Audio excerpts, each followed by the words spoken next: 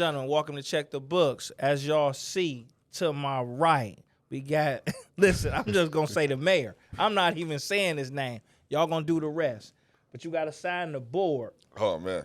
I get to do that right off the rip. You do that right off the rip. Okay. Because we got to make sure you here. This signature going to count. So you say you using both of them? Yeah. We don't use just one color. We ain't never seen this one. This is new and improved. Okay. Who on here? They on there. Man. They on there. That's for sure. I should find out who's on here, where they at. All right, we can go up under the book. Okay. Up under the beat. Let's get it. So it don't move on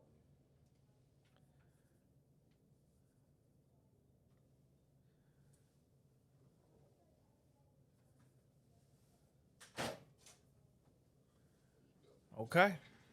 Thank you, boss. My man. Yes, sir. I'm officially here now. You officially here. Nah, goodness. it's in black and white. You know, thanks for coming. No, All the appreciate time. you, man. Real talk. Appreciate you, my Thank G. you. We're gonna drink the success and longevity. And I want to do this on anybody but you and Shannon Sharp. So I'm on my way for real. we got to kill it. No. Okay, Just thank get you. your I was about to say, like, Get your little hit. Okay. So You want all the tea? you see this right here? Yes, sir. This is for the guests when, let's say you tell a lie, a fib, you take too long for a question. I got to pour you something in here. Okay. Okay? All right. Okay, then you got to knock that down. You can't sip that. Well, get this. Talk to me. I'm doing my best to become mayor, so I'm gonna make sure that I stay away from that. That sound about right. Yes, sir. But good to be here, man. So I really appreciate it. Thank you. So tell us a little bit about yourself and where you from.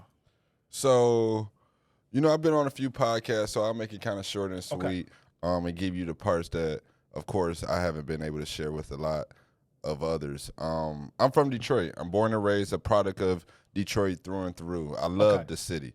I was partially raised in Montgomery, Alabama during the summers, so I got like a little Southern hospitality Which is good. side to me.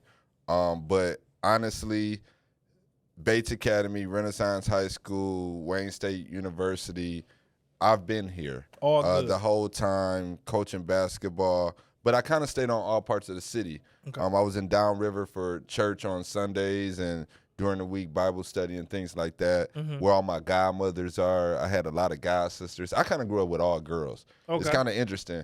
I was hooping with all boys, but then when at church on Sundays, it was nothing but a whole lot of girls. praising them. Man. Okay. Well, it was when I say all girls, I mean older god sisters. It was about 8 to 10 women that were always surrounding me, and then their mothers. And so they went to, like, one of them went to DSA with Aaliyah.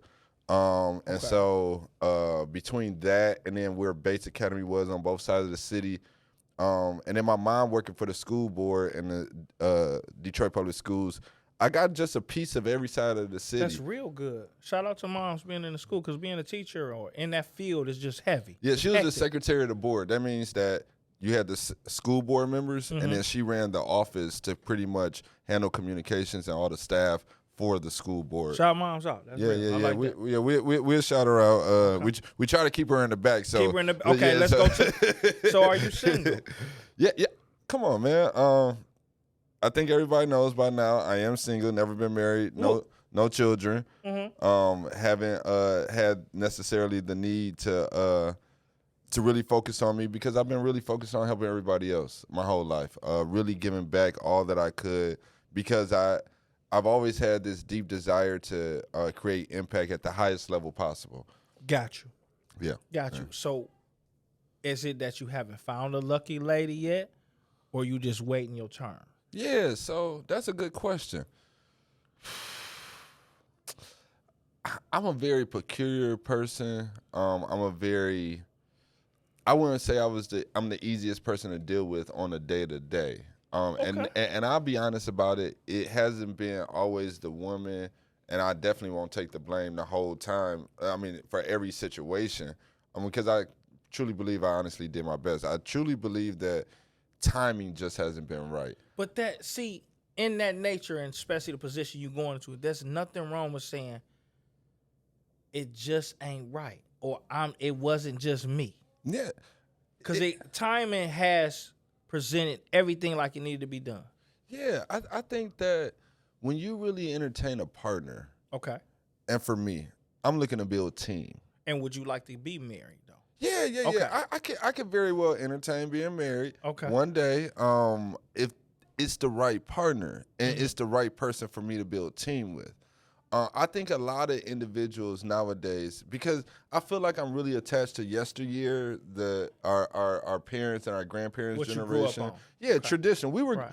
Me and you, we grew up on tradition. Mm-hmm. We were born, we were raised to date a young lady, take her out, give her the best of life, And let her see.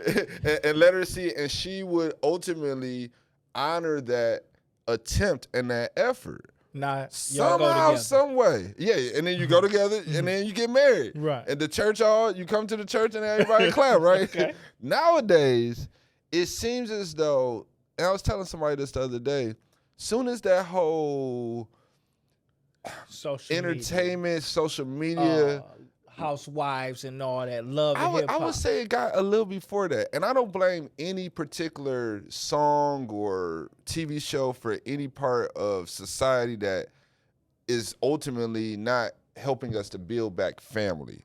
Mm-hmm. But what happened is that, and this is as far back as I can remember, I believe that Independent Lady song, that like Beyonce and no, them, yeah. But now she with who she with? She ain't independent nothing. Yeah. She Hush Bunny.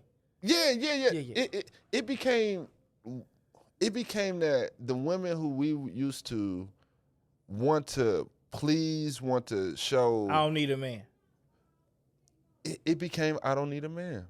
All snotty. Why you doing that, baby? I'm just trying to open the door for you. Well, it became, and especially it's amplified up here in Detroit because you have a lot of hustlers that don't mind spending anything like that. So I'm with you there. So I might drift off a little bit with the hustle part because see, this is what it is when I look at a woman in Detroit. She hustle.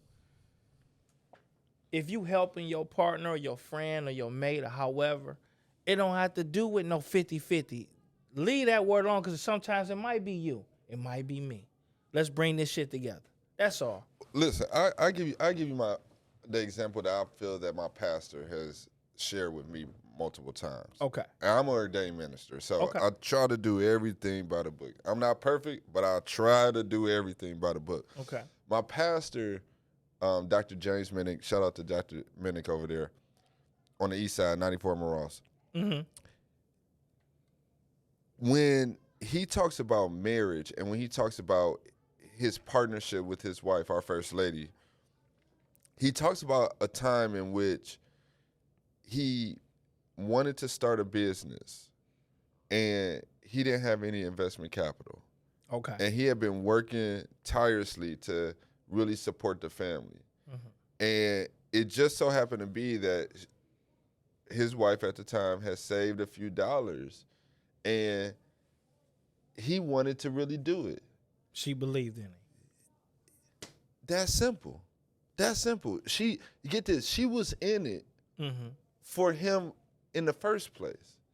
She didn't have to second guess her partner, her part or her position in the team. Because if he's showed himself to be a leader for this amount of time, why not support his vision regardless of what that's not happening right now. Yeah, it's no stick throw to that in the it. garbage. Yeah, it's no stick to itiveness on honoring what was invested yesterday for whatever needs to transpire, whatever decision needs to take place tomorrow. Understood. Yeah. And you don't have do you have kids? No kids. Oh, we on the way. We got to get you to go. we got the minister part and all that. What you got to? I'm just helping out as many people as possible. I think it's important that I continue to fight and lift those up, or at least not only lift the people up, but lift agendas and initiatives up that can bring family together. Get this. I feel that I've done my job if I can help preach not preach literally from a pulpit, but literally push forward a message that says we need to really focus on family. And if 100 families come together, Okay. whereas I don't get the chance to start my own family, yes, that's a sacrifice to me, but that's my gift to society to really help uplift and bring those type of things together. Absolutely. Yeah. But it's nothing like your own. It's nothing like your own. It's You got to nothing get like your your own. own to have that own polish. I so practice- that name can go. I practice every now and again. It's a young man in Dominican Republic and Haiti. He's actually a music artist that I've been taking care of for probably about 5 to 6 years. I send him money all the time to make sure that he's, being able to eat and survive. So I've kind of like a foster kid.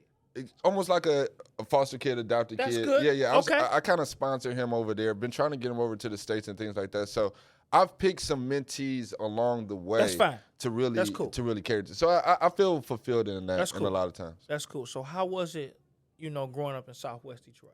Downriver, I mean, y'all see the TV shows? It ain't. I just had him on there. Yeah. I just had he Wild Boy. On murder. Yeah. Y'all see the TV shows? Shout out to Cheese. Absolutely. Shout out to Cheese. Been doing this a long time. Yeah. He been doing this a real long time. I'm so glad that he Cheddar cheese. Yeah. We should say cheddar cheese because it is another cheese. Yeah, it is. I found out it was another cheese not too long ago. shout out to Little. Okay. He told me I was in the wrong ballpark. So yeah. Like in the names that we naming right now. Again, these are names that I've heard over the years. I've been able to meet these people over the years. And again, me growing up in Detroit wasn't necessarily downriver as much as when I was in high school. I sold vinyl off of Finkel. So I was meeting everybody, a little bit of somebody coming through there, like Drunken Mass. Okay. When he used to come through there, when 50 excuse the language, but 50 ends deep came out and all that stuff back in the day, like, that's where I was. I was in the thick Moving of it. in unison, and that's the heart of it. I got you. I got you yeah. for sure. So what made you get into politics? So I'm always want to break barriers, and I don't like people telling us we can't. Okay. Especially when there should be an opportunity set in front of us for us to be able to achieve it. Growing up, I've always been in this intersection of legacy that's given me a glimpse into bureaucracy, government, politics, backdoor deals. Yes. I see what everybody claims to think that happens, but they don't really have any proof. At all. Like if you want to say that X politician took this deal from so-and-so, where's your proof? How do we even know that they're together? Hearsay from the media. Yeah, you might have seen them once, but it's just a rumor. Okay. I don't live in the realm or the reality of rumors. Okay. It's either truth or it's not. And you putting your foot down on that. Well, I've been putting my foot down on it for some time. Okay. 15 years ago, we ran for city council. That's when I tried to put my foot down. It was a lot of noise, 160 candidates in the race, and Detroit picked Charles Pugh. Okay. No. I don't really got to say too much after that. Uh-huh. But I was 24. I didn't spend no money to really convince you all. I didn't have a platform. I didn't have a voice. And so I left politics alone because me and some others that had actually made it to council said, why don't I stay behind the scenes and become the kingmaker? And so I started putting people in position. And that's why, and that's kind of what introduced me into politics, understanding how to really help from behind the scenes rather than always wanting to be in front of the camera, which I never was so fascinated about, but I don't mind doing it. So which one is better, do you think, being seen or not?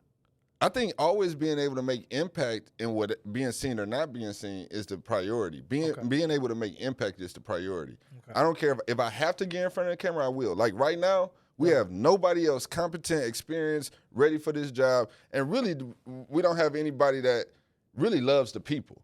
And so this is one of those times where I have to be in front of the camera versus where I would prefer to be supporting another candidate. And I've tried to find that candidate for the last year. And that's why I'm in the race now.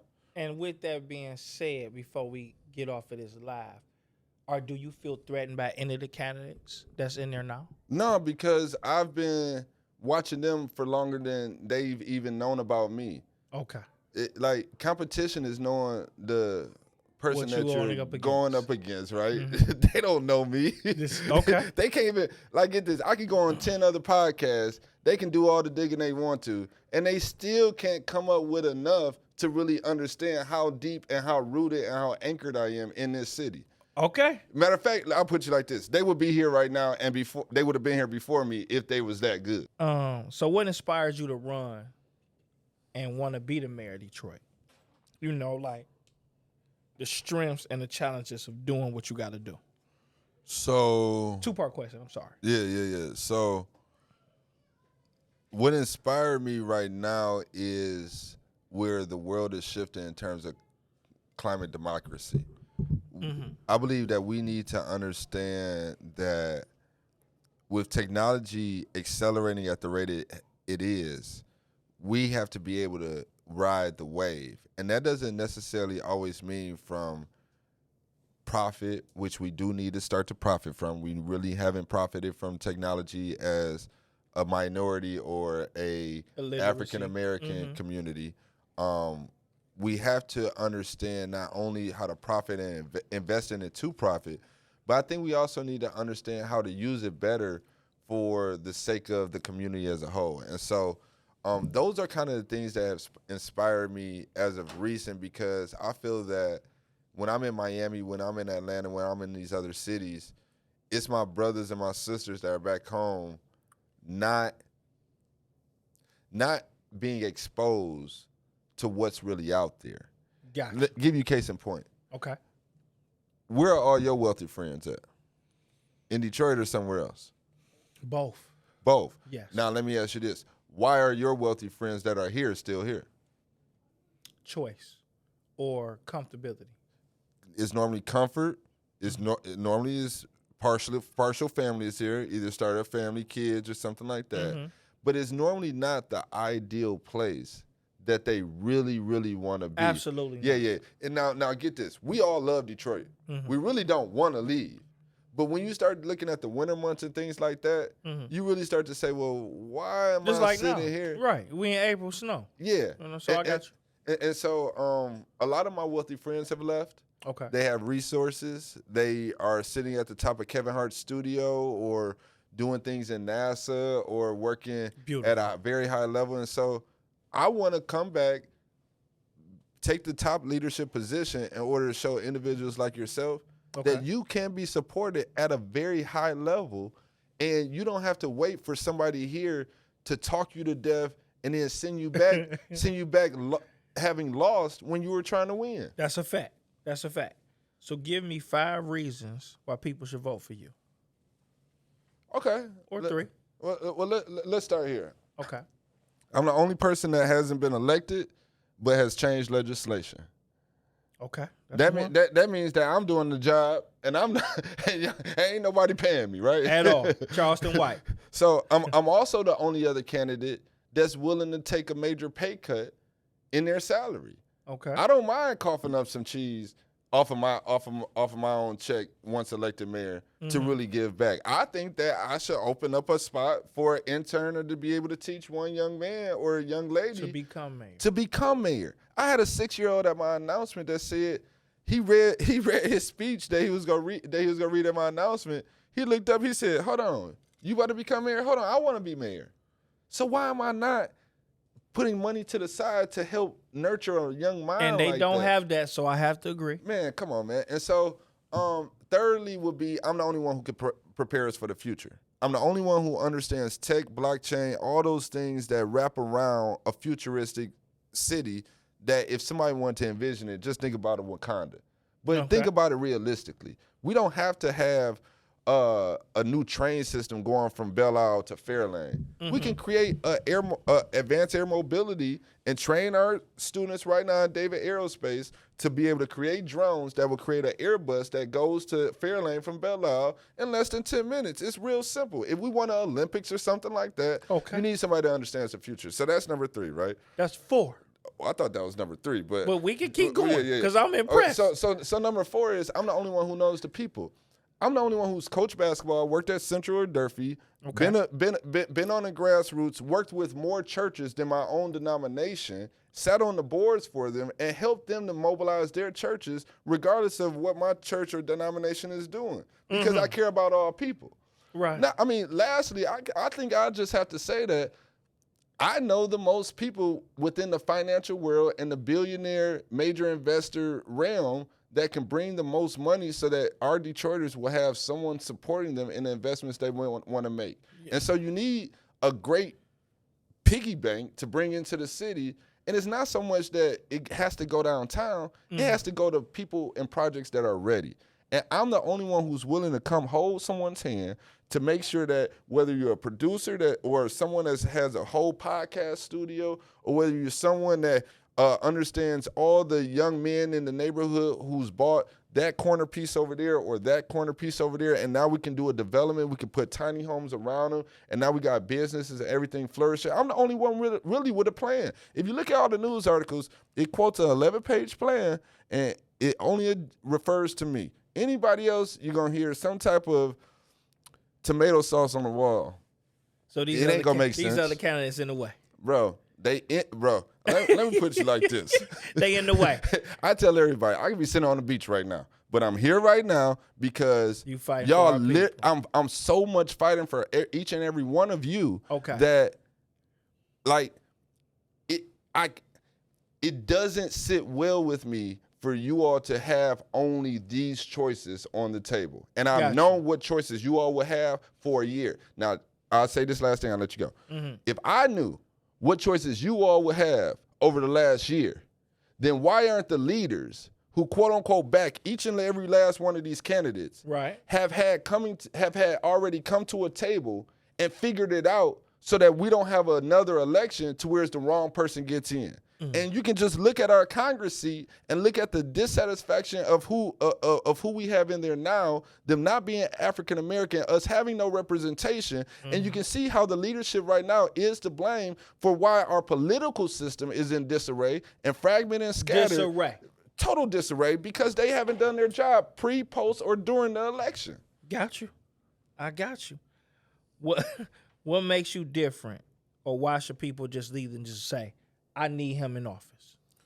Besides the fact that I actually love Detroit. Like, people don't love Detroit. If you love Detroit, that means, get this, if you love someone, right? Let's go back to that love thing. Let's go back to that love thing. We talking about love. Yeah. We go toast again. Okay. Cheers. Okay. Let's talk about that love thing. If you love something, you take care of it, right? Absolutely. You nurture it. But more than anything, you're fully aware of everything that's going on with it. You're so observing of who it is that you love or what it is that you love that you take the time to do the research. You take the time to understand the different dynamics and the different landscapes that are taking place with it. None of these candidates love Detroit, and I can tell you why. Okay. I had 300 leaders come to 12 different roundtables last year. We talked about everything from sports to moms to health and trauma and everything. You said 300. 300 leaders over the course of 12 roundtables. So about 15 to 20 leaders every roundtable. And every time I had one of those tables, not only was the leadership of Detroit the blame in the situation, but the subject matters and the conversations always pointed to why isn't someone advocating on our behalf who we did choose to lead us. So they wasn't even there neither. They wasn't even there neither. Get this, towards the end of the year, after election season was over, some of the candidates actually came to my roundtables. I can't wait for these debates. I'm giving them a heads up. Hey, y'all, you do know this, right? It's so coming. It's so coming. And get this. Let me put you like this. If all these leaders really love Detroit, then they would have came and talked to me a long time ago.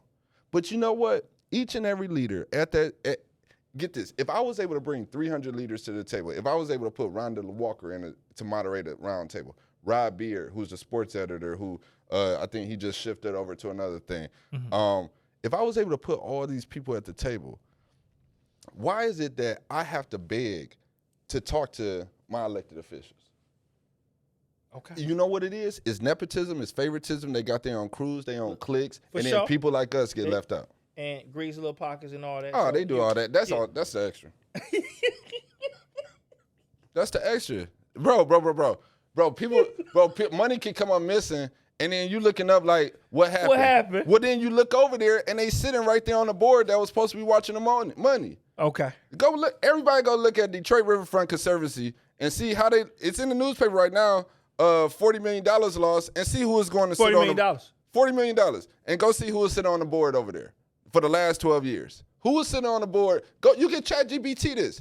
Go look in Google who was sitting over there on the board. $40 million. Yeah, and then they get quiet. They get quiet as though nothing's happening. Okay. But get this, They claim that they all nonprofit. They saving everybody from off the streets. They got the best homeless prevention programs, and they've been doing all this nonprofit work. And then you got the thing happen with the kids in the car at the casino. But then ultimately, I go down to the Rosa Parks bus station when it's cold outside, and there's 20 homeless people sitting on the seats. I can't even wait for a bus because we got a homeless shelter inside the Rosa Parks bus terminal. That's true. So how am I supposed to just sit there, fly into the city, try to get downtown, try to use public transportation just to move around, and I got to deal with this, but then you tell me you fixing everything and the money's cool and everything. You're not doing your job. Go sit down somewhere, bro. Get out my way. Get out the way. Get out the way. Okay, we're going to get them out the way. What's the biggest problem that Detroit faces right now?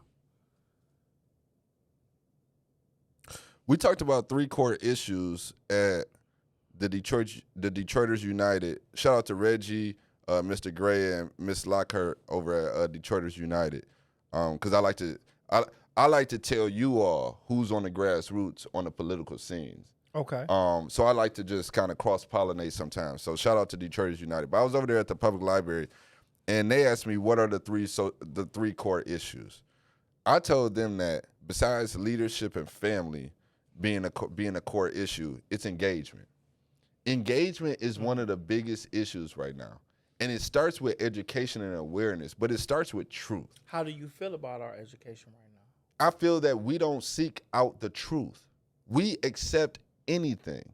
Okay. Right now, how many different, if I say this is reality, how many other sources are you going to go check to see if this is reality? All because you said it. All because I said it. You might say, okay, I take his word for it. But if you don't take my word for it, then how much are you really going to do your homework? Because that's what me and my engineer talked about like, let's say dinosaurs or whatever. who said, because I know ain't nobody in this motherfucking room seen no dinosaur. Nobody seen no dinosaur. But they said it was there. Yeah, and then they showed you bones and fossils. That's bullshit. Or they made bones and fossils. But they showed it to you, right? So it's up to me to believe it or not. But that was, okay, so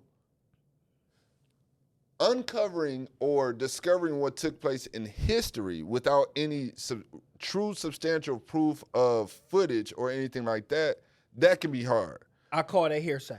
I wasn't there. Yeah. Or BC, before Christ, before calendar, whatever you want to call it. Yeah. Now I need to see. I'm touching this right now. I know this. So there's film and pictures running. This can show without AI. Yeah. This happened. Yeah. I'm sitting with John right now. Yeah. He's running for mayor. This is fact. This is fact. This is truth. This is truth. He talking about dinosaurs, aliens, and no. Show me. Yeah, you got to show you. Yeah. He got to give you proof. That's all I'm talking about. But get this. Got his sexy specs on. Yeah. So look at you. See what I'm saying? But let's get the mystical or the mythical or even some of those things out the way, and let's just cut to the chase. If I tell you that your soil in your backyard is not good to grow vegetables, and that the person who you vote for is responsible for helping us in the community get better dirt or better things in our environment into our hands. Okay. Then if you don't believe me, or if you don't move on that, or if you don't help us tell them to give us the resources, then you must think I'm a liar. or you just don't care. And Most of them, that's it right there. They don't care. They don't care. Because you're already giving them the game talking about the soil. It's just like with lead in the water. You told them don't drink it, they do it anyway. Oh, that ain't, I'm good over here. So I often have to ask individuals like yourself, when we have a generation that doesn't care at all, and we've tried numerous of times to re-engage them, what else do we do? Because ultimately, they're going to get left behind in some way, shape, or form. And the road you're taking, you have to leave people behind. They don't want to listen. This is the journey you're doing. Everybody can't come. You already laid the foundation. This, that, and the third, this was going to get me here. I already done sacrificed. How much more do you have to do that? Yeah. So with your journey and what you're putting out there, that's believable to say, I might have to follow that man. That looked believable. That looked trustworthy because of the credentials show it. Just like you said with your other candidates, they not in the room with them people. Yeah, but I don't, see, get this. I don't think anyone has to get left behind, and this is why. Okay. Because there's, to motivate you to act on your own self-interest, but by being part of this village plan to really advocate for what we need, the motivation factor, I might have to put a little energy into you. Cool. Yeah, hold on. If I put a little energy into you and that motivates you, cool. Now, once I motivate you, I have to educate you and teach you how to pass that message on, and then motivate you to do that again. And that will ultimately reach that person that couldn't be motivated initially because they didn't want to hear it from me. They wanted to hear it from you. They wanted to see you move. They didn't want to see me move. You get where I'm coming from now? Okay.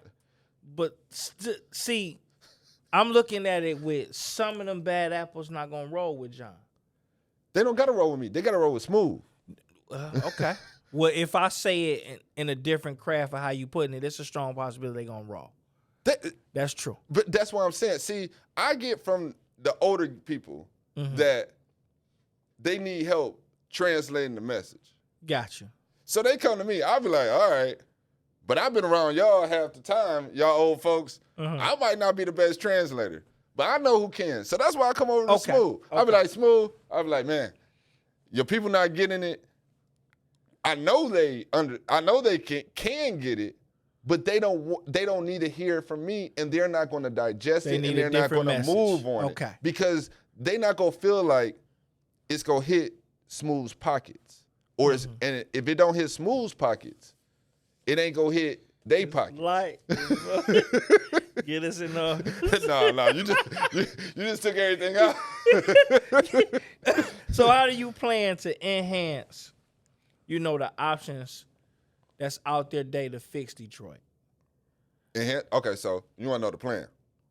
Yes. Okay, so it starts with reaching every family. Okay. We're going to do it with money, jobs, and homes. And ultimately, we're going to create a citizen dashboard for everybody to navigate the same things and be able to get the same type of help. Citizen dashboard. Yeah, citizen dashboard. So right now, you cannot log into the city of Detroit and start navigating all the opportunities that the city or any of its agencies or any third party might be able to offer you.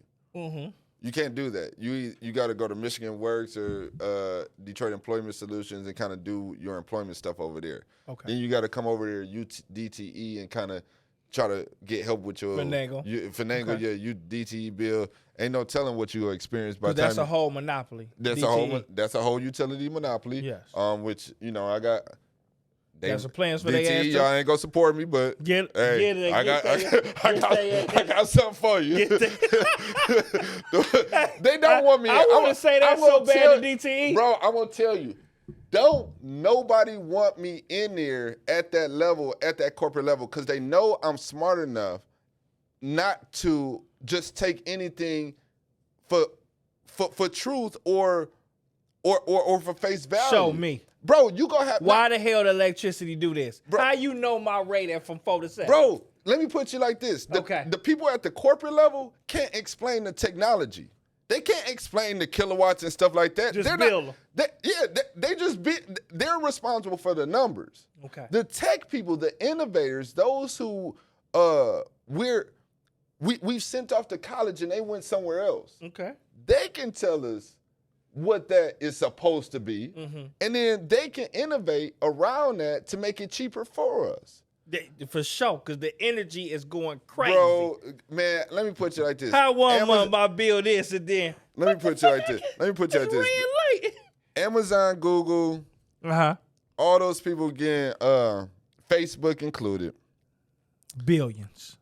They get so much money off of holding your data. Not only do they get so much money off of holding your data, you pay them again just to, not only do they get money off your data, you ultimately end up paying them for even holding your information, your files, your other information. Like you pay Google ultimately in some instances to keep your data.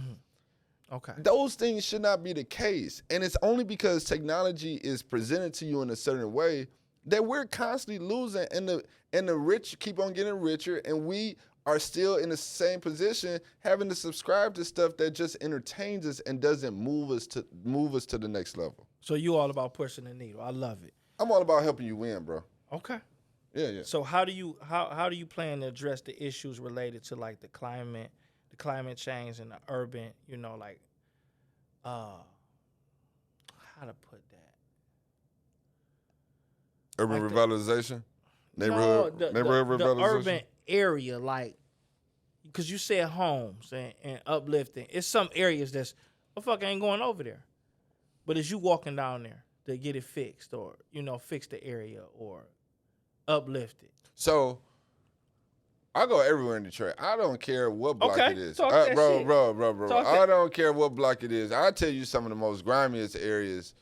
I'll tell you some of the most grimiest alleys that you don't really want to walk down. I go over there. I might stand at the end of that. But nothing really is off limits for me. I believe that we have to start with where our seniors are so that we can at least protect them, bro.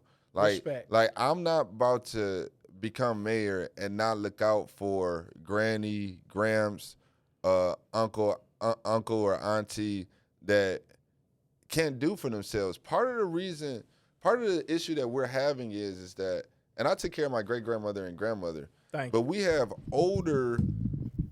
our mothers and parents catching the whole weight and the whole load of taking care of our grandparents that are still living. And so there has to be other caregiver systems and other tools and resources presented to our families, not only for our seniors, but then for our early childhooders and childhood education, in which that kindergarten, that 0 to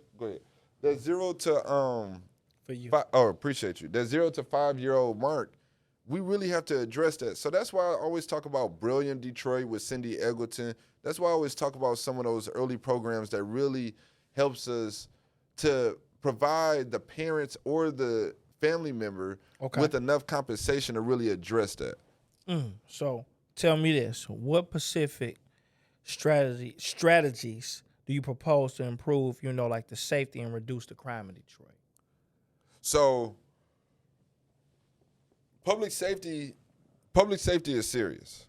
It is. I've been a victim of armed robbery. I've been a victim of home invasions. The car got stolen. I done seen it all. I done experienced it all. Okay. Almost. Haven't been in any shootouts because I don't carry a gun. If they was shooting. I mean, you need to carry. No, I carry security. Okay, all right, hey. They always looking. Shout out to D State. He'll send somebody for me. I got you. I got you. But to be real about it, and not to dance around it, but public safety for me is something that we can't ignore. They've tried the green light program. I believe it works. I've been part of helping businesses install a lot of them. But I believe that when I have a client or a business that's right next to a green light and they're experiencing issues multiple times, Right. then neighborhood policing and green light aren't working for this business. Why aren't they? Again, I always talk about hand holding. If I can't hold your hand, then I'm not going to be able to walk you through the whole process. I'm not going to be able to make sure that you become a winner and become successful because I'm going to lose you somewhere along the way. Something's going to happen, and then ultimately you're going to come to me and say, why wasn't I successful? Why wasn't I a winner? And I'm going to point the finger back at you or at the process. Yeah, and I'm going to say, oh, you let my hand go. You wasn't around. But it's always a two-way street. And so I think it's always on the leader to hold the hand and to make sure they're holding the hand so that, and that's why I talk about reaching every family and doing it clinically. And so you and me both know New Era, they do their thing over there with Zeke. You know, Detroit 300, they do their thing, Mr. Blue and everybody over there. And I think it's about making sure that even with the biker clubs and things of that nature, that when something happens on the street, we know when Big Homie got shot, we know when somebody popped off over there, and we know when it's going to get amped up. It's up for us, me, you, everybody, all the bar owners, all the people who know what's going on really, to come together and say, and us to have a monthly conference call to make sure that nothing wrong with that. everything is getting handled. You're only getting older if you're making it to this age. Man, what? So how do you plan to foster positive relationships between the police force and the community? Well, they young, and they're a little immature. Okay. Residency is a big problem. They don't live in the city, so it's hard for them to understand the community. And so, you know, I got one of my good friends that I grew up all my life. He's been on the force for the last 17 years. And I pray for him every day because he might walk into a situation in which a younger officer isn't handling it right, and he can become the victim because he's outside looking in, and he's just another officer trying to come help the situation. And so, I mean, I say even as of recent, I was talking to an officer, and a lady came out of nowhere and started attacking the officer. You wouldn't believe this. It's some crazy stuff that happens in Detroit. So I always applaud and I admire and I respect every officer because you don't know what they're dealing with. Right. But you have to give them the right sensitivity training, and you have to give them the right education, and you have to give them the right opportunity to facilitate and build relationships with the community so they know enough people so they're not caught off guard by any personality issues or conflicts or complications.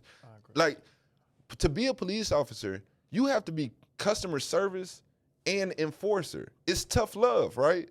And so how do we get the softer communicating side at the highest level so they don't have to use the enforcing tactics? When you're using the word training, that's almost perfect how you going about that, because see, you have to be being an officer, you have to be a little bit sensitive because you just don't know who the fuck you pulling over, or you don't know what's finna happen. So the more polite you are to a person, it can become more easy to let them down. My opinion. Bro, do you know how many brothers and sisters we got walking out here with mental health issues? Okay.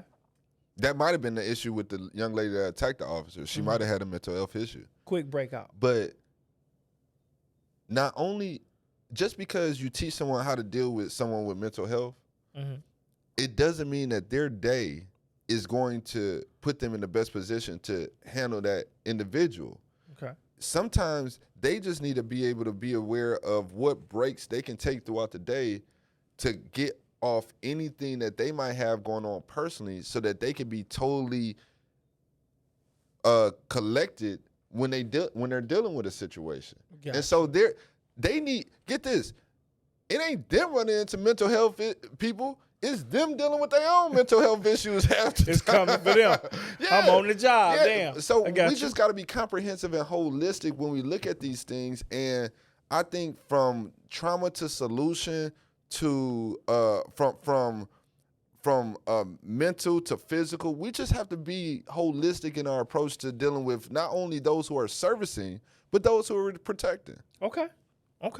So how do you intend to support small businesses and entrepreneurs that's in our city? That's all I do all day. All day. I mean, I done called probably every last photographer and DJ over the last 20, 25 years to make sure I put business in their pocket. That's And real. I normally don't ask for nothing. Okay.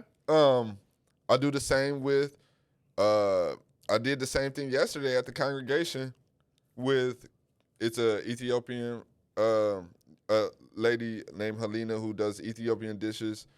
She does pop-ups everywhere. We went and supported her. We're putting a sushi spot right now. Shout out to Jay Rayford. He's about to put a sushi spot, first black-owned sushi spot in Detroit, right there across from Wayne State on Woodward.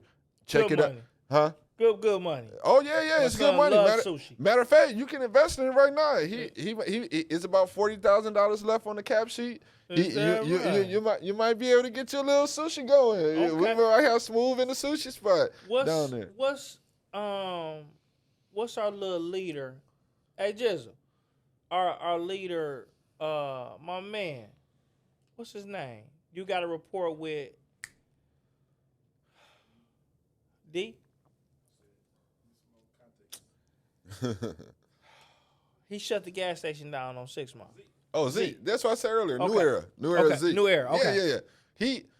He's an enforcer. So you call him when it's That's ready. a good word. Yeah. I told him, please go check out that gas station on West Grand and Grand River, that mobile. But I mean Zeke is great. Again, I want to give Zeke as many resources to control and to make sure that our neighborhoods get on point. Okay. Zeke knows if I get in office, we ain't nothing going down. Ain't what? I love it. Ain't nothing Okay. nothing going down like that. And I don't say it to tempt anybody No. or to poke my chest out. But bro, if brothers like me and you is loving on our little brothers, we ain't got nothing to worry about. Cause the trail gotta follow. The trail gotta follow. The love conquers all, bro. I like that. What are your plans for addressing, like the housing crisis that's in Detroit? Affordable housing ain't affordable. They done took 12 to 15 years to build more houses. The houses and the buildings that they done built, I can rarely find someone who can afford it. And so, in my eyes, when I talk about truth, get this. If you have a young lady who's only making $2,500, $3,000 a month, and she doesn't go find any housing, and we don't create anything to record her as an individual, and we don't, again, go hold her hand, how in the world is she ever going to find housing? See, my issue is this. The same thing, get this, look at the least of us. Remember the homeless people I just got done talking about at the bus station? Rosa Parks. They don't have any housing. We haven't even provided them with adequate shelter for them to not to have to go into Rosa Parks. Now, some of them might have mental health, but I doubt all 20 of them, because every last seat was filled, has a mental health issue. It means that we're not providing any transportation or doing our job as a village to get to them. So before you even get to the people who really possibly could afford really the little believe rent. in village before person. Oh, man. I don't like that. I get this. Everybody has to focus on themselves so they can contribute to village. But when the village is able to see everybody for who they are and where they are, then it creates the ultimate two-way street that doesn't leave anybody out. And so back to your point about affordable housing, I'm the only one who's connected to people that's building 50 houses in Cleveland, or that has access to raw materials and things to be able to lessen the amount invested into the supply chain to really get these houses up. That's good. First of all, if you go ask anybody right now get this. Who you want me to ask right get now? this. Who you want me to ask? No. You can ask ChatGPT or anybody. But I talked to my good friend Jim Newman, who was down at the New Lab or Michigan Central Station. We talked about it, and he really reminded me of something that I knew, but I forgot. Steel right now is the most ideal way to build any structure because it's fire resistant. the structure doesn't fall down. If it burns up, but it doesn't fall down. Did you know that the same fire resistant attributes that steel has, Okay. hemp in the cannabis family, hemp has those same type of attributes if processed and manufactured properly? In the hemp. In the hemp. Hemp can be used to build, just like it can be used for anything else in your car and things like that. That's innovation. Now, I'm not trying to pitch or push cannabis on to everybody in no way, shape, or form. I got you. You're But saying I'm talking about innovation when it comes to housing and how we build structures and who we're actually linking up with within our community so that they're participating in the process. Zion Hope, Pastor Curtis Grant over off of Van Dyke. They want to build tiny homes for families as starter homes so they can get out into the community. We should all be wrapping our arms around them in order to do that. That's why I said on Kid L podcast the other day, shout out to Kid L, but shout out to Smoove because I'm here. There's no way in the world that Skilla Baby or any other rapper or any other young entrepreneur who wants to be in the real estate goes to produce or create a development, and we're not creating other businesses or houses or other things around them so that we can build a community. We're leaving them out there on the island and saying, go fend for yourself. We're not linking when we should collaborate and build something right next to them so that we have some right there synergy. with you. Okay, there you So go. how would you like, well, how do you feel, or how are you going to collaborate with local schools and like their educational institutes? I'm taking over the schools. Taking over. I'm taking over the schools. Okay, so I did talk to a few school board members. Okay. I told them I'm sorry, but I still got to do it. Understood. And Hold their hand. I'm going to hold their hand. Okay. And but let me tell you what that means. It doesn't mean that I'm coming in there like Captain America, just slinging shields and hammers around. It means that I'm coming with as many resources as possible because we have some of the most problematic issues that can be fixed. Such as this. They're putting washer and dryers in these schools right now because 10% of the almost 10% of the total population in our Detroit public schools are homeless. Right. They can't even come with. Think about it. You can't come with clean clothes. Why would you I ain't have food, bro. You should be in the hospital in a minute. So it's no way really for us to turn around the public school system if 10% of our kids can't really participate and or become a distraction and or just really need our help and we're distracted from really teaching or educating. Okay. So I'm gonna stay there. There. What role do you believe the mayor should play in improving the city's educational system? I'm saying I want full influence. Full. I want full influence. I want to be able to lift my hand and it can happen. Right now, the mayor has no influence. But you still got to remember that you can use that mayor's seat in a very aggressive and a very influential way. Now, all the other candidates are scared to say what I'm saying right now. They're not saying they want to take it over. I'm saying I will take it over if they play around. If I have that meeting day one with VD and those board members and they are not speaking the language that I'm speaking, I am moving into action, exploring every last option. And I don't have time to talk when our kids are getting left behind. Nothing to talk about. You holding the weight on that. You talking that education. So what happened at the venue in Oak Park? What event venue? Where in Oak Park? So no, that was a question. It was a venue in Oak Park? It was a venue in Oak Park. I guess we're gonna leave that alone. No, I had a restaurant not too far from here. Okay. So how did that turn out? I had a restaurant across from Providence Hospital for a minute.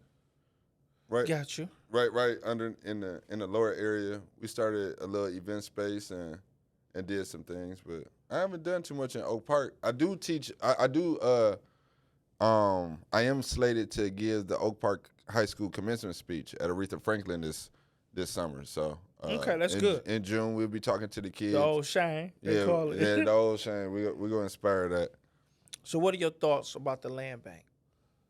They playing games with properties, man. They holding them. They stopping people from getting them. Man, let me tell you this, bro. Talk to me, bro. Have you seen anybody come up over the last 12 years? Like anybody come up? Like anybody that say like, man, I got the best help ever. No, I haven't heard that. You might hear a few success stories like so and so got a big old grant over here, so and so, and then you go ask them, they're like, well, this happened and I was able to do this, and like it's never no clear cut process. So you think politics is a popularity contest?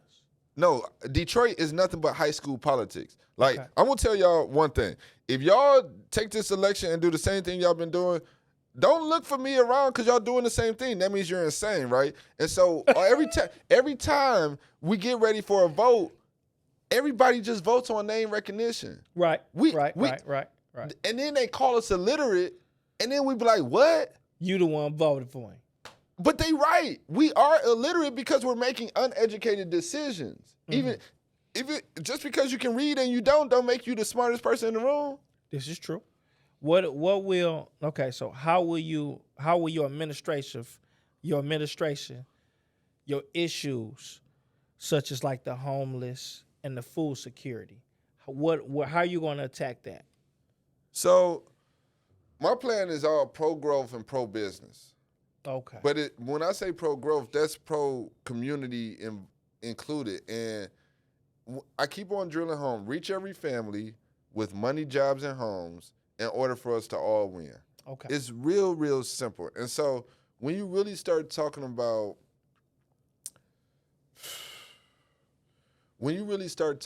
like workforce development, how am I gonna train the next you to do something different? Or when you really start talking about how get this. This is how a city works. Okay. I go get an investor, they bring us some money. I give them some incentives, give them a good deal, but then their money starts to reap the city some profits. I take those profits, pass them over to you, get them jobs. the citizen, to give you jobs or to increase your quality of life. Right. To make everything better for you. So if I don't turn over enough profit, if I don't work that bad, right, y'all the people on hustle. the people ain't gonna get nothing. Gotcha. So you need to fall behind. Yeah. So you gotta hold their hand. So you putting your name on the line. Exactly. So it ain't no way in the world that any of these candidates know how to hustle. Because if so, they'd be in a total different position, bro. So y'all gotta put me in. Vote Barlow, man. Vote Barlow. So what are your plans to improve the access to health care and mental health care? So I got a whole one of my fraternity brothers. What fraternity you in? I'm an Alpha. Okay. He experienced mental health when like 20 years ago. He could have been one of the best. I won't even go into what sport he plays because I really don't want to go into detail about him or kind of give anything about him out there. But all right. Make a long story short, man, that killed me. Because this is like your best friend, and he just starts having manic episodes. Outbreaks. And, not outbreak. I wouldn't call them outbreaks. They're called episodes, I think. Okay. And so they just can't control themselves. They need medicine and things to really center themselves and really be able keep to them settled. Yeah, keep them calm and collected so their mind isn't racing a million miles an hour. And so because I was so close to that, and because I've experienced a lot with him, all types of stuff. You don't know what type of trouble they really can get into. Or anybody. That goes to anybody. It's like even what you said with the police. So I got you. I got what you're saying behind that. So my thing is this. Whenever you're reaching every family, you're meeting every last individual in that family for where they are. When you have someone with a mental health issue, if their family isn't supporting it, then how are we as their friend gonna support it? Because you need a breakthrough. You need to be able to constantly monitor and be able to track what they're getting. Sorry, our guest. You got to stop. Stop. Next question. What's your favorite pastime and why? You Smoove, you silly man. You know I don't let nothing fly. If I hear my favorite pastime is this. I think I'll be honest and say I told another podcast that I like listening to jazz. I'm gonna be honest with you. My favorite pastime is soon as I get bored, I'm on a plane. I'm gone. That's you can't beat that. Like everybody knows, if you look like I hope nobody goes back and finds all of my social media videos. I think I gotta go delete some of them. You having you a good time? You supposed to. I was having a great time, but the thing about it was that I've been traveling for the last 5 or 7 years, having so much fun. And everybody thought that I really had moved away, but I was just traveling, having so much Bouncing fun. around. So yeah, that's really what it is. I just get up and go. If I get bored, I'm gone. So Detroit, please keep me entertained. Keep you active. What lesson have you learned about, or from your mistakes that was so difficult? I think that before I used to get mad at myself for not being perfect, or I used to have this problem with being a perfectionist. Everything had to be perfect. I got out of that. Okay. I thought for a while that I thought it was me the reason why certain things weren't happening for certain teams that I kind of created. Like being dependable? Well, no, not me. It was more so why wasn't my crew getting to the next level? Like we all kick it every day. Okay. Why we ain't making no money? Mm-hmm. Why am I so one of the biggest challenges that I've had is having to draw that line from people I love to people that I can work with. You can't necessarily build enterprises or build business with everybody just because you love them. Okay. And so that's one of my biggest challenges is I love people so much that I want to work with them, but it's really drawing that line and say, Don't do it. Don't do it. Don't do it. What is it something, or why should people embrace you? Let me ask you this. Can I ask you a question? Yes. Why do people embrace you? I think I'm authentic, and I only talk about things that I've been through.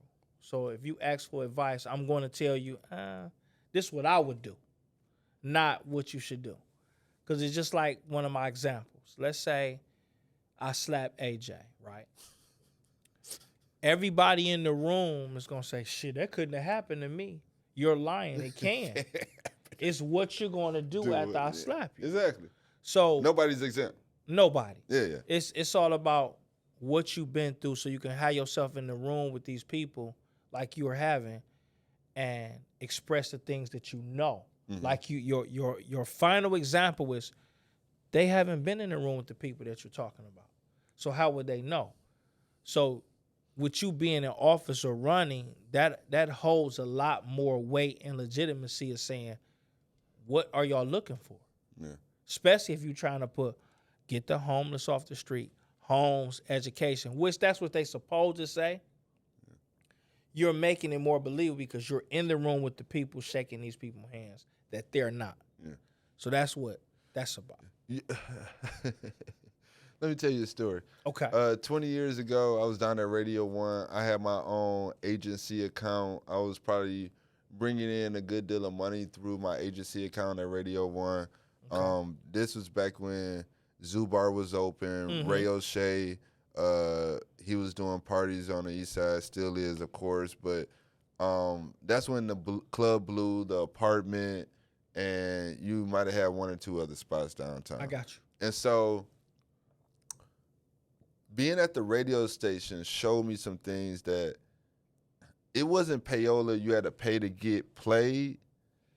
But it started to open up my eyes to, all right, how shit really go. How business go, how relationships go. Yes. And grease my pockets, I wash your hands. Yeah, and I never grew up in that.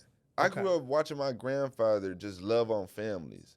And so I never felt the opportunity myself to lie to anybody just to be lying or just to be telling them something Right. get this, if I won't tell you something, first of all, I want to be confident that what I'm telling you is going to help you. That's first of all. I agree. But then second of all, I don't want to look like a fool later. But then I guess most of all, if I'm lying to you, I'm lying to myself in some way, shape, or form. The fake shit come out. Yeah, yes, and so I don't have time to lie to nobody. Okay. And that's how. And so when you say why people embrace you because you're authentic, like I don't mind being called someone who messed up because I'm gonna apologize. I'm gonna make up for it. So you do take accountability. Okay. Accountability, man. It's the only thing we can live by. Okay. We grew up under what? Word is what? Bond. Come on, man. Okay. So do you believe in faith? No, fate or free will? You can't believe in both? No. All right. Is that because y'all only let people sign with one color pen? No, you got the same motherfuckers that drink liquor and say, oh, I don't drink brown, it made me be crazy. Yeah. You telling me the color make you. Fate or free will. So God says free will. He gives us the opportunity to choose. Okay. But I do believe that all things work together for our good. Okay. And so if all things work together for our good, then that means that there's good in my fate. Mm-hmm. And so I can believe in the good in my fate and still make the decisions I make regardless because I know what my destination is. Okay, so let's get thick with it. What measurements will you put in place to prevent corruption? Oh, so it goes back to the citizen dashboard. See, when you get the citizen dashboard, then I can put blockchain up under everything. Okay, let me just break it down. Okay. Everything is going to blockchain because transparency takes place more when you have blockchain. If you think about automotive suppliers and them helping to keep if you think of a GM and think about all the automotive suppliers that have to give them nuts, bolts, tires, and all that stuff, well, there has to be a technology that gives all those people the same information and keeps it transparent and keeps it up to date. Right. That system is called blockchain. It's been around for years. It's just now coming into our financial systems and our financial markets and into mainstream society. That right there allows for government to become transparent. Okay. That's exactly what Elon is trying to do, but he's doing it in the worst presentable way. And with who's backing him. And so with who's backing him. So, and then once they do that, because they're the ones doing it, they can really change some stuff too. So you really want a third party doing these type of things. Mm-hmm. And that's the problem with what Elon and everybody, what they're saying. So where do you see Detroit in 5 to 10 years? In 10 years, we can make a bid for the Olympics. In 62 and 68, we lost in second place, making a bid for the Olympics. I hear you. If that could happen in 62 and 68, the riots happen, we've been in a 50-year plummet. Give me 10 years. Okay. I guarantee you I'll bring them. Okay. What do you see your legacy when you leave your name behind? So the Barlow legacy started with my grandfather. I'm still John Barlow. I'm nothing but Barlow. Most people only call me Barlow. I don't even think AJ knew my name was Jonathan for a long time. Okay. And so, you know what? I used to think about what would my funeral look like a lot of times, or how many people would really come and, and miss me and stuff like that. And right. I think everybody thinks about that a secret. lot of times. I think everybody wants to be missed. Who loved me? Yeah. Who really loves you? And when you start talking about legacy, what's after that funeral day? Then what's really carrying on, right? And so, when I get done on this earth and nobody knows the day or the time, I believe that my legacy will be built on, will leave behind or still perpetuate innovation, but more than anything, helping those who are disenfranchised and marginalized.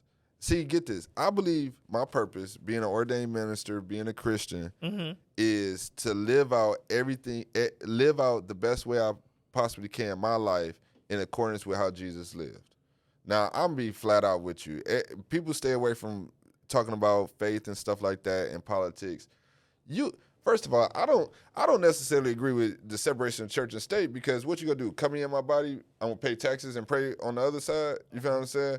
And so, when it comes to how I live out my life every day, my lifestyle is built off of how Jesus' lifestyle, which was constantly helping people and finding someone, meeting them where they are, right, and trying to lift them up and make their lives better. And so that's my leg. If I can leave just a tiny snippet of that, then I'll be good. So would you rather be hated for who you are or loved for who you're not? Don't nobody know what I can be, so everybody gotta hate me, love me, hate me for who I am. Okay. What are you afraid of? God. What are your pet peeves? Women who don't understand themselves or understand us. What? What?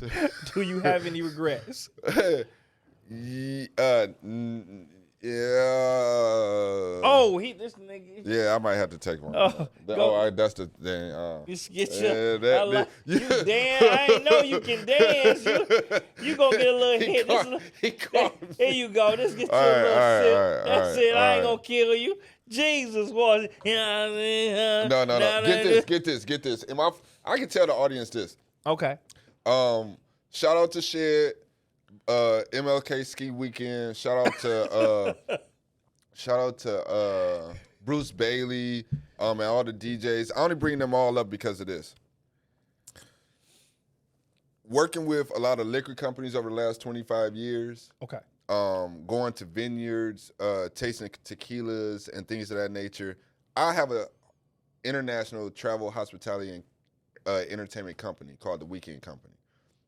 And so, even though I'm an ordained minister, I don't push alcohol on anybody because a lot of people can't handle it.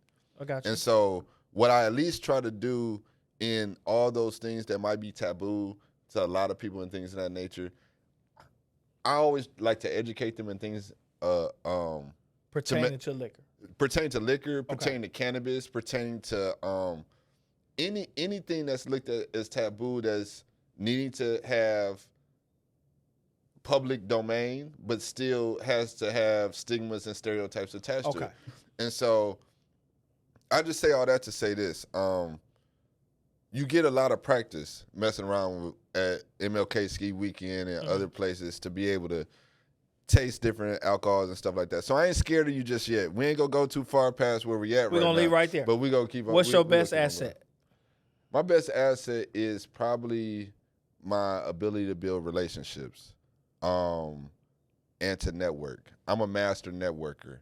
I'm not going in any room and not come out of it with knowing who the authorities were, who the real gatekeepers were, right? Who was being left out or overlooked, who was serving, and why. Because all that plays a part into what takes place in the next room. I got you. How important is self-love? Man, bro. Now, I'll go a step further because you might have this in a follow-up question. Okay. Not only is self-love so important, brotherly love is very important. And I probably won't get into the full scope of that, but I'll say this. A lot of times, us men, especially black men, don't tell each other, we love you, we see you, you're doing great. I'm proud of you. I'm proud of you. When's the last time you told your boy I'm proud of you? I got you. The pride need to get throughout the way because I love you. Bro, by not telling our boys that we in our sons, in our dads that we're proud of them, we're setting them up for wanting to revolt against anytime we want to collaborate. I got you. How do you feel about mental health?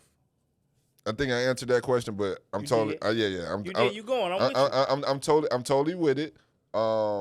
In terms of addressing it, Kiana, shout out to Kiana Davis. She has a number of organizations. Shout out to Tierra and the 5th annual autism walk that just passed. That was a very big, very highly attended event. Okay. I do nothing but kudos to them that came out to Shout the out, Children's Center. If you could tell someone Children's that Hospital, let you down, what would you tell them? If I could tell somebody that let me down? Yeah, that's in your life or has been in your life. They let you down.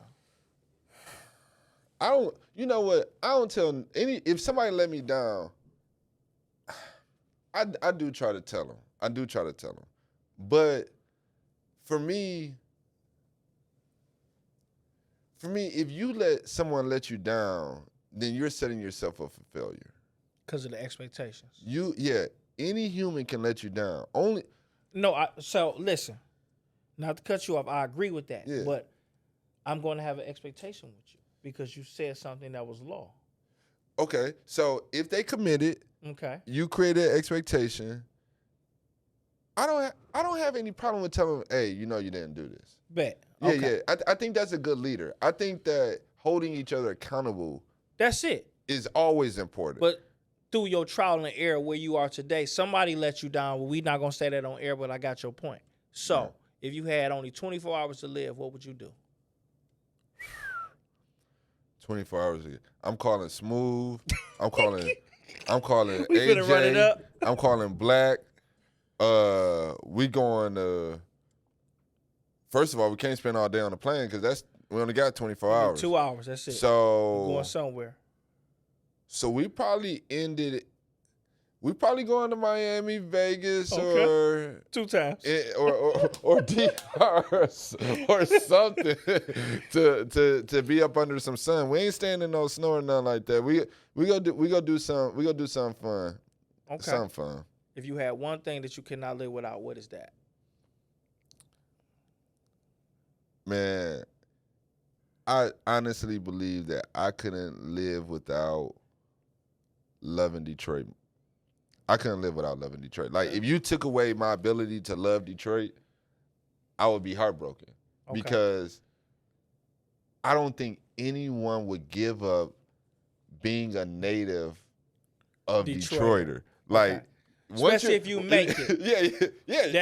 If you make it, I came from the D. Yeah. Because some people be like, man, I don't want to.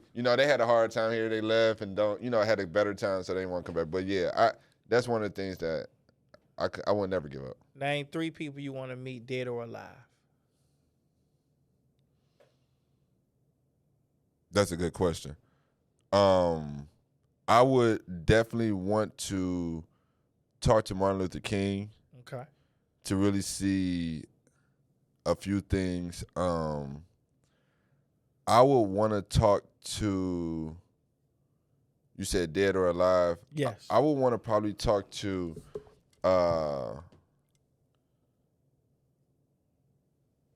yeah, go ahead. I already know I messed up. Hey, I told y'all. I told y'all I was trying to come correct. Y'all saw it. I'm only gonna give y'all saw the video. I was trying to come correct. I love it. I'm gonna answer this question, man. Okay. All right. You got 2 more. No. So I had 2 more. I would want to talk to Martin Luther King. Okay. Anybody I met already anybody I live with that I met already, it ain't really that important. So King, probably John F. Kennedy, and then Franklin FDR. Okay. FDR. They had some great speeches along the course of time, and I really study them when I get ready to make my speeches and stuff like that. So that'd probably be something like that. Or you know what? If I had a 4th, whoever I was related to multiple generations back. That you did. Yeah. Somebody like A great grandfather. Yeah, something like that. That's a good one. If you could, who's the most famous person in your phone? Who? Probably like the most famous? Yes. CeeLo is in the phone, but I mean that's the most famous to like hood people and stuff like that.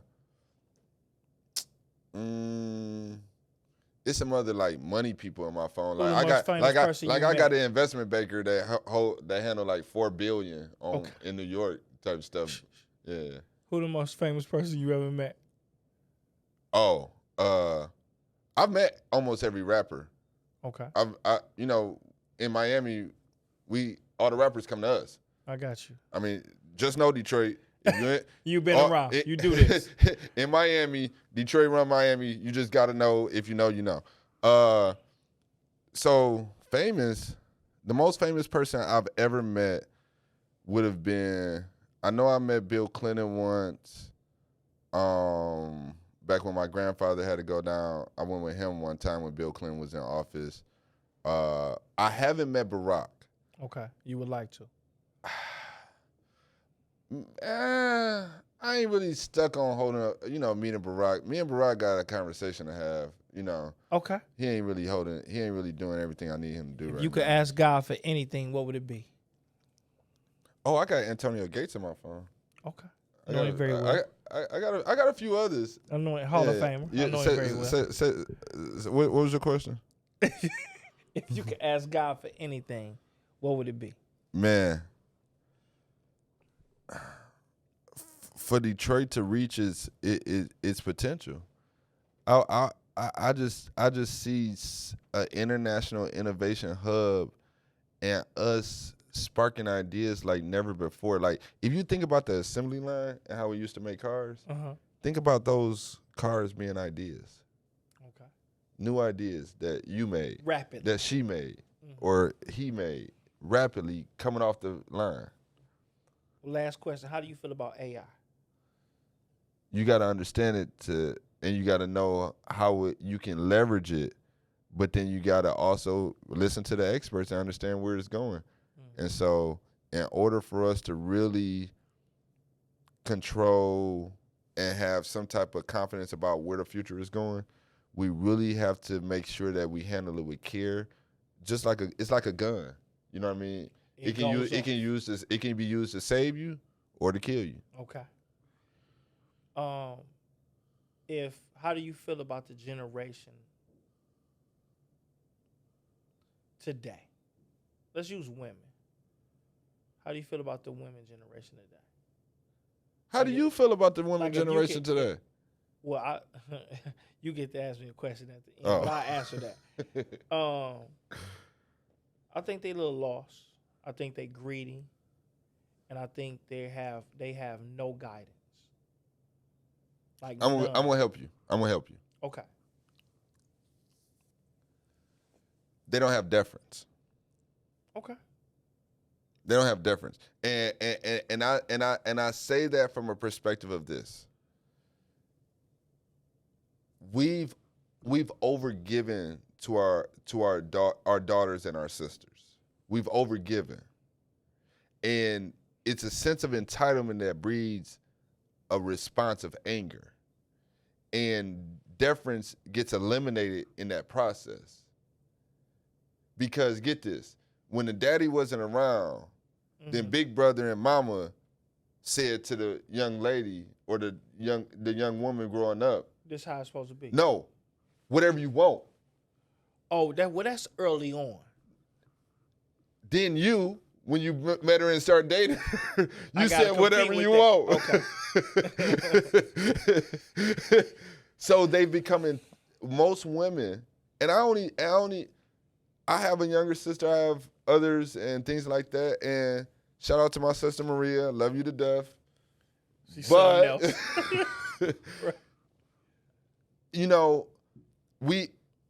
No matter what me and you might do as a bigger brother or as a father figure or an uncle, it's never enough. I agree. Because I think no black woman is satisfied. Yeah, but it's only, but get this. You meet one that had a father, You meet one that had a father, Okay. it's a slightly different mindset. And I'm saying that deference normally comes because there's a certain level of respect for those who are always trying to pour into you that you show. But when you erase that deference, then you can't really acknowledge the blessings that your mother gave to you or the blessings that your other siblings are trying to give to you. But it's all about acceptance because every person in this room was raised different. No, it's about entitlement. You think I owe you this. That's a woman for sure. Yeah, get this. That's why Take me here.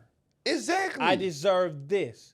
Well, what do you get? Bro, look at Anthony Edwards' baby mama. Yeah. Bro. She's straight up like she's telling other baby mamas on online that don't be mad because I got a rich baby daddy. She just shot the move though. Tried to shoot to California to get they laws for the money. Bro, I've seen this was Atlanta, baby. Bro. Let me put you like this. Okay. Maybe the reason why I haven't had kids is because I've seen so many of my friends, good friends, older friends, same age friends, go through the worst problems in the world with friends of the court, child support, mothers who are just victims. Not the fathers are victims. Fathers are just straight up victims. Okay. Trying to do their best. And I'm not saying that's every situation. It's not. It's definitely not every situation. It's you got some deadbeat bros out here, bro. Well, nothing. And me and you are responsible. Excuse me. A lot of times because we didn't help that girl. We didn't tell that young lady he ain't. Excuse my language. He ain't nothing. He ain't that. And when he messed up, we ain't check him and hold him accountable to treat her with respect so that it didn't escalate and become something that was either legally or prison related, right? Okay. And so I say all that to say, listen, I'm never gonna beat on the nail or the dead horse about where women could be. What I will say is that we all as a village have to do our job to recreate family. We really do have to do that. This is funny. This nigga making noise, I'm gonna kill him. No, it's cool. What's up next for you? Close it out. Yeah, first of all, it's been good. I appreciate just for you responding and letting me come share with you. I think this has been a wonderful experience. First of all, I love those Air Maxes. Thank you, boy. I love the fact that you don't mind having a conversation about how to move things forward. I don't think that we need individuals that's just gonna sit there and not try to understand the solution or not try to understand how can we get better. And so definitely I got people behind me. So, yeah. Most definitely. Yeah, so I think that, like I said before, if we want to reach that person that's not engaged or that's not trying to get better, sometimes we just got to translate it right to them. And I think you're one of the perfect conduits. And I know you have plenty of other things going on in life, but I just want to give you your flowers now, bro, because I appreciate that. If you done touched all these people, it's seen in the work. But if you weren't touching all these people, who would be doing it? You got to ask yourself sometimes, if I was not doing this, who would be doing this right now? Who would be giving a voice to all those people on that wall? And so I appreciate you, bro, for giving me a voice. You damn sure getting my vote. You talking that man. shit for real. I appreciate you, man. I appreciate you, man. This is from the heart. You don't listen. You nor anybody else that's listening to me, don't vote for me unless you do your research. Okay. Go do your research.